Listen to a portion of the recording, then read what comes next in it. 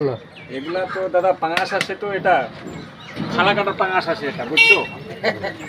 এটা মোটামুটি তোমার 3-3.5 কেজি সাইজ হবে, 200 টাকা রেট এটা। আর এটা হইলো এখানে আমরা বলি চেপটি, আর নাম আছে রূপচন, এটা দাম কম আছে 200 টাকা কেজি এটা। আর এটা রুই মাছ আছে, এটা ডিমওয়ালা রুই 200 টাকা কেজি, আর ডিম ছাড়া নিলে 250। এটা দেশিলা চাপলা আছে দাদা, এটা দেশিলা, এটা মালদা বাংলাদেশ থেকে খরচ করে আছে, বাটার খরচ করে পার হয়ে যাচ্ছে, ওটা পার হয় এটা 60 টাকা পোয়া। কাতল এই যে কাতল আছে, এটা খতরনাক কাতল আছে।